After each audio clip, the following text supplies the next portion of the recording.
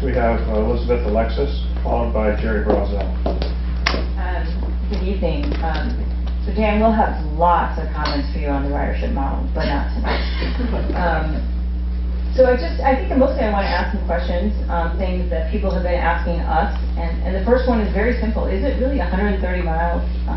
We were told it was 116 and you guys just extended it another 2 to go to Madeira, which leads to the next question, which is why does everybody keep talking about travel times to Madeira if there's no station in Madeira? So are you guys thinking about a station in Madeira? Is that something potentially in the cards?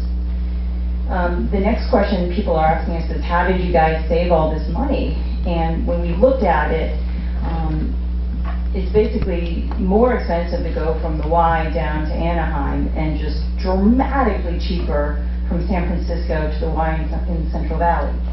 So then how did this get achieved? Phase one, and so there seems to be, there's sort of like phase one of the initial operating segment, and then phase two of the initial operating segment, which would be this extra bit from San Jose up to Fourth and King, and then there would be sort of the full blended system, which is sort of 2029 thing. And we've seen the budget for what we'd spend on the peninsula for the full budget, and we've seen this $2.9 billion number, which is this stretch number, but we don't know how much of that's for the peninsula and what's in the peninsula side.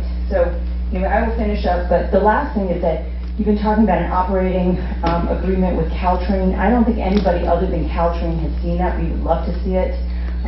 Adina from Prince of Caltrain mentioned, I would be happy to go through this with you, Dan. There really are reasons why high-speed rail, it's not the speed of high-speed rail, it's the number of trains that break these intersections, and the fact that Caltrains would have to bunch together to allow high-speed rail to be able to, go extra fast.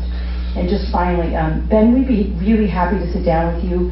We did the technical working group and the policymaker working group approach last time, and it sounds like CSS because it's got stakeholders in it, but it's not really CSS. So we'd be happy to do this offline with you, kind of maybe some suggestions on how to put groups together that would be effective.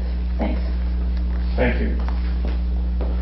And let me just say, Ms. Alexis said, obviously those questions will come in your comments, and we will be responding to all the comments that you provide on the business plan.